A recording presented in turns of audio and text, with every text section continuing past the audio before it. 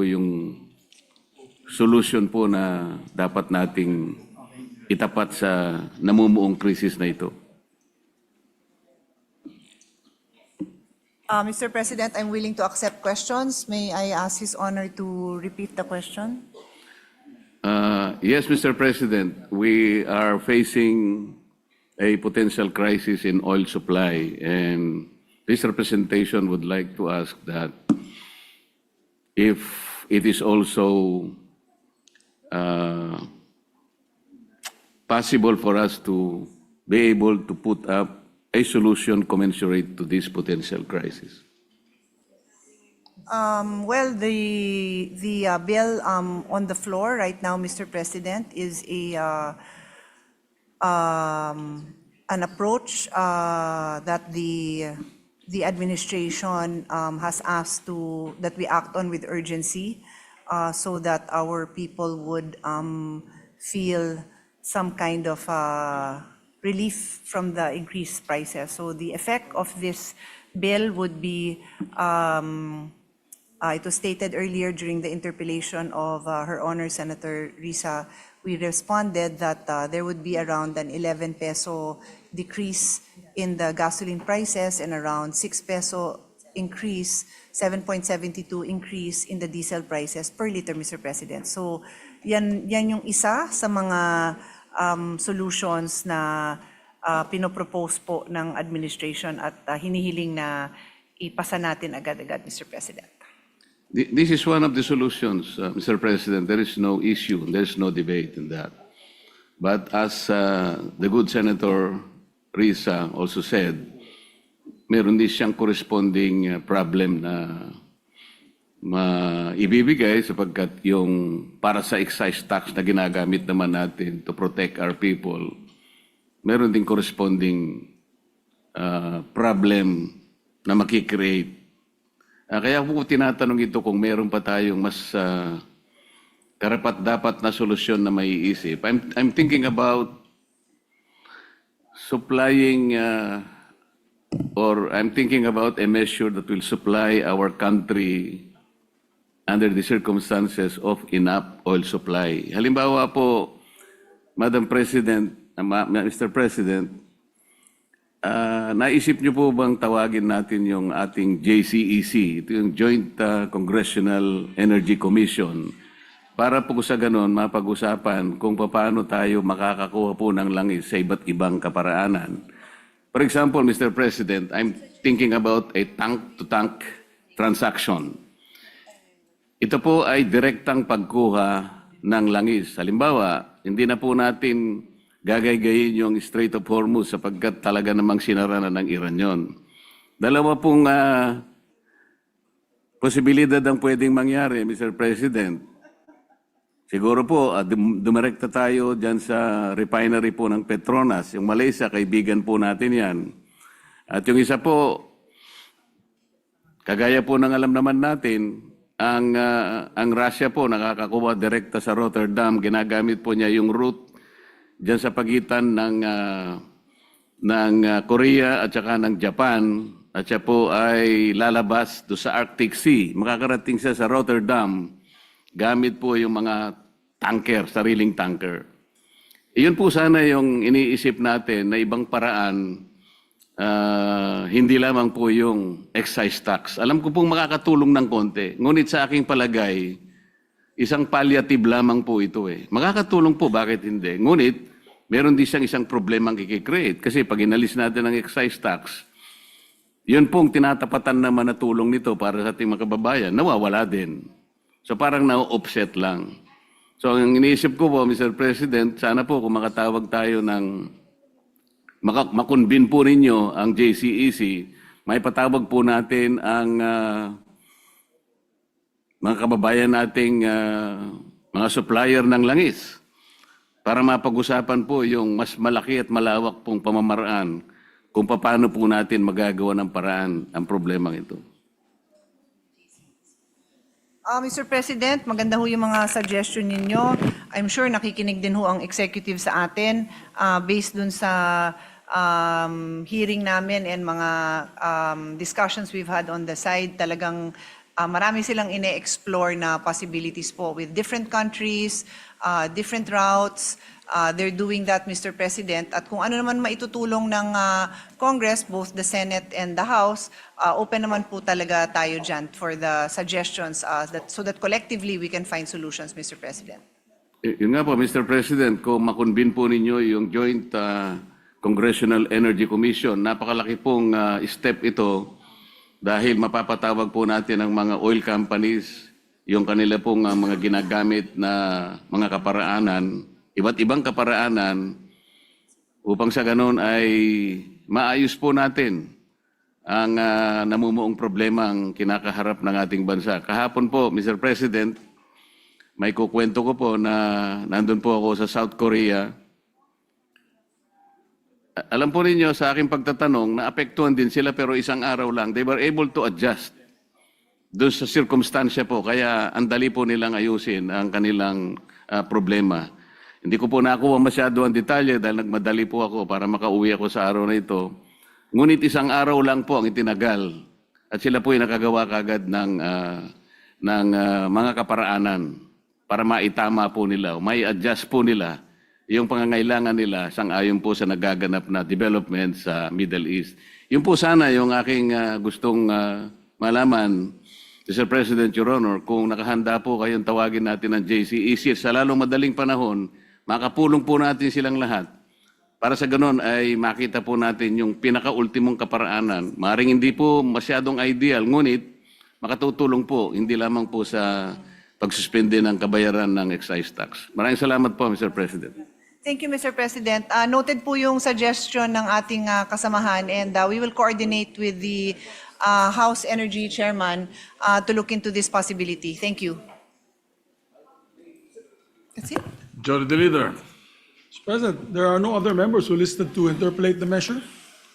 I move to close the period of interpolation, Mr. President. Any objection?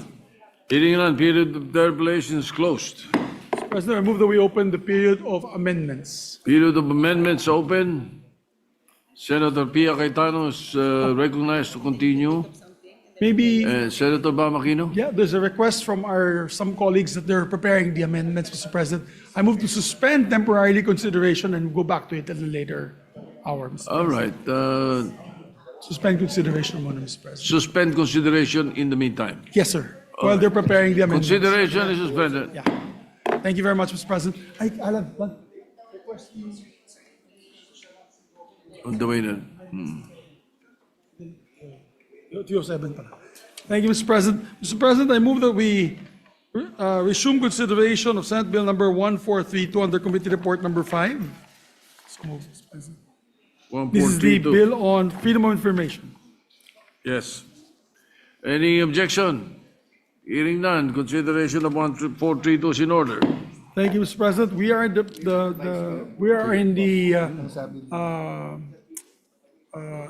on the period of amendments, Mr. President. So I move that we open the period of amendments to recognize the sponsor, Senator Robin Hood Padilla, and the others who would like to propose amendments, Mr. President. I'm sorry again, what is the parliamentary status? We're in the period of amendments, Mr. President. Period of amendments, Yes. all right. And we recognize Senator Robin Padilla Yes, Mr. to President. introduce the amendments. And I believe also Senator Kiko Pangilinan would also like to. And Senator Francis Pangilinan to introduce the amendments, but yes, we may suspend for a few minutes Yes, to follow session them. suspended, Mr. In the meantime, just for the record, we are going to tackle the clean copy as of the 16th of March, Yes, sir. 2026. Yes, sir. All right? That's correct. Okay. So, meantime, May amendment ka ready? Siya lang. session suspended, Majority Leader? Yes, Mr. President. Session suspended.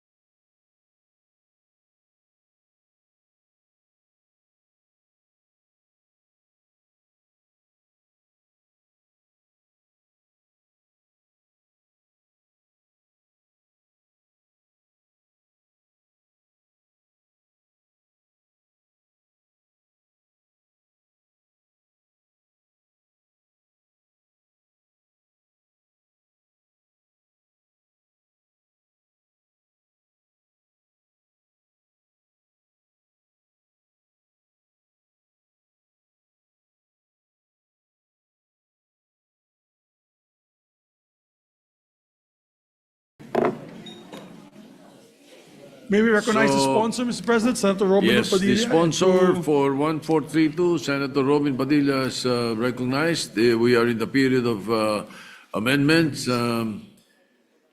The amendments are going to be proposed as of the 16th of March, 2026, clean copy. Senator Francis Pangilinan is recognized to continue. Mabilis na to. After this, Yes, accommodate a number of amendments to this measure. Ginoong Pangulo, opo, isa pong kaligayahan ng aming komite na tanggapin po ang mga amendment ng ating mahal na kaibigan, Senator Francis Pangilinan. Maraming salamat. We proceed to page 10, line 5, mandatory disclosure of information. The proviso of Section 8 on the mandatory is as follows. This is line 5. Page 10, line 5.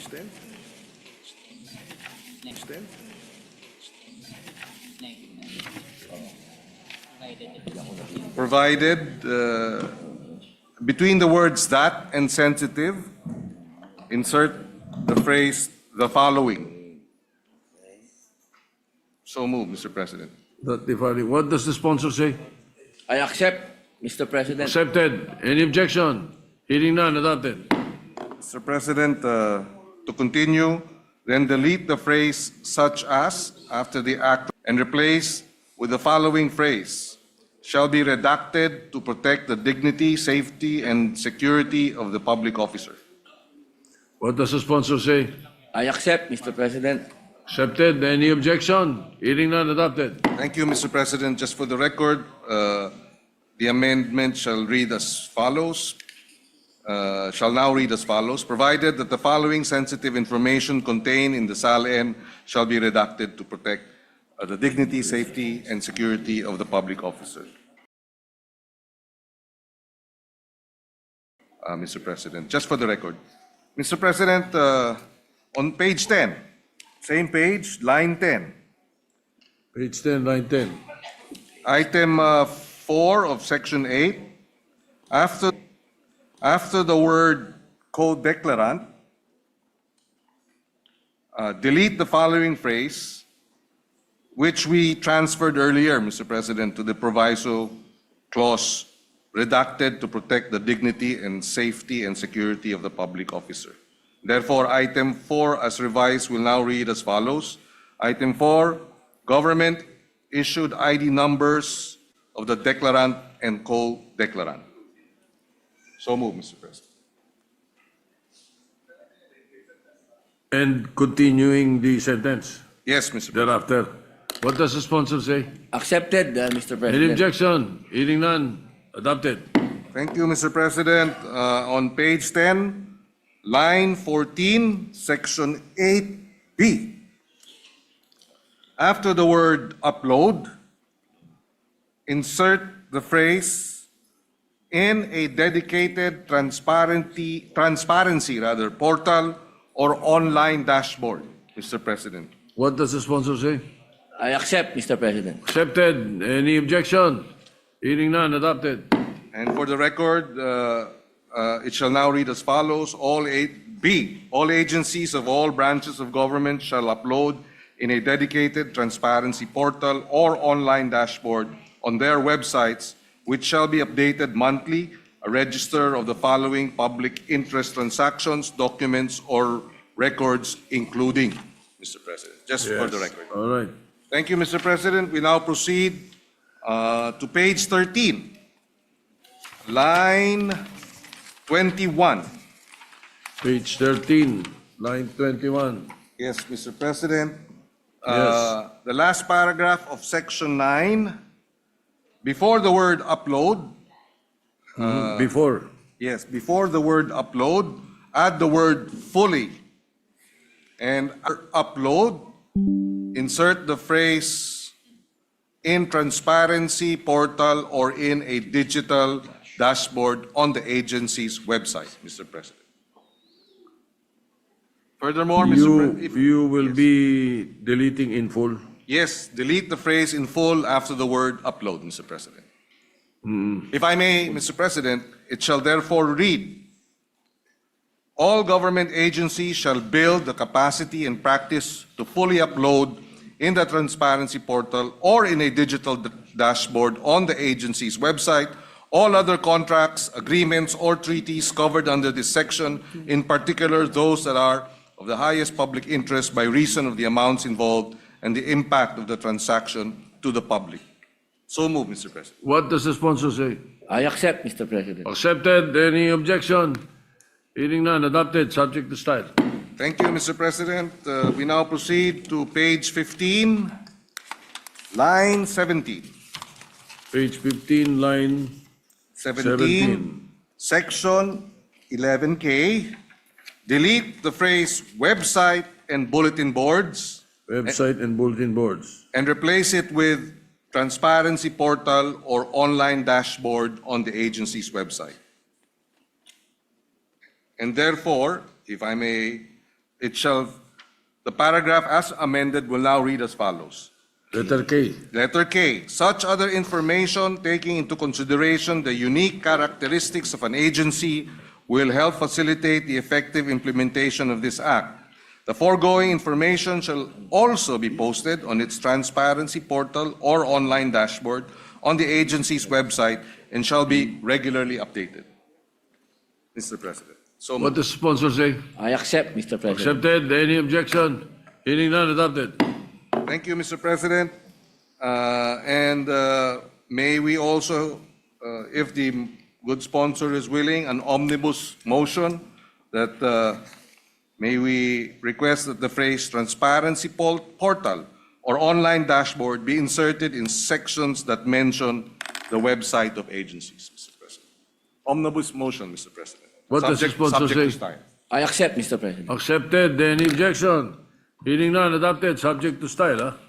Thank you, Mr. President. On the establishment of a real tracking system, this is on page 17, line 4. 17, Line 4. line 4. After the phrase establish a, insert the phrase real-time tracking. The paragraph, therefore, as amended, will now read as follows. Each government agency shall establish a real-time tracking system to trace the status of all requests for information received by it. So move, Mr. President. What does the sponsor say? I accept, Mr. President. Accepted. Any objection? Hearing none, adopted. Thank you, Mr. President. On the designation or establishment of a dedicated bureau, division, or unit in the DICT. What page is that? Page 24, line 13. Line 13. At the end of the first paragraph, Mr. President, we insert the following. After the word act. Yes, After Mr. the word President. All right, proceed. After the word act, we insert the following. The DICT shall designate or establish a dedicated bureau, office, division, or unit to oversee and monitor compliance with the website, transparency portal, online dashboard, and other information technology requirements under this act. The Secretary of Information and Communications Technology shall ensure the organization, staffing, and operational readiness of such bureau, office, division, or unit, subject to existing laws, rules, and regulations. The DICT shall request the creation of such plantilla positions as may be necessary to carry out its functions under this act. So move, Mr. President. What does the sponsor say? I accept, Mr. President. Accepted. Hearing no objection, adopted, subject to style, plus the periods and the commas. All right? Thank you, Mr. President. We now proceed to page 26, line 11, administrative offenses and penalties. Page 26, line Page 11. 26, line 11.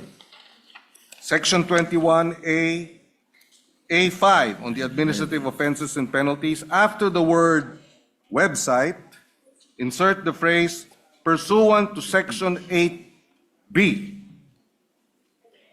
Therefore, Section 21A5 as amended will read as follows. Failure to upload information, number 5, failure to upload information required to be posted on an agency's website pursuant to Section 8B within the period provided under Section 19, provided that the head of agency or any other officer or employee tasked to perform said uploading shall be held liable. Mr. President. What does the sponsor say? I accept, Mr. President. Accepted. Any objection? Hearing none, adopted. Mr. President, we have no further proposed amendments. We'd like to thank the sponsor of the measure for accommodating our amendments. We will now end our proposed amendments, Mr. President. All right, thank Mr. you. President, nagpapasalamat po ako kay Senator Francis Pangilinan sa napakaganda pong amendment. Mabuhay po. Thank you. That is how we perfect the bills. You know, when we have the inputs of all the members of the Senate. Majority Leader. Thank you very much, Mr. President. Mr. President, with that, I move to close the period of amendments. Any objection? Hearing none. Period of amendments on 1432 is closed. And Mr. President, just for the information of everyone, we've only passed this once in plenary as well.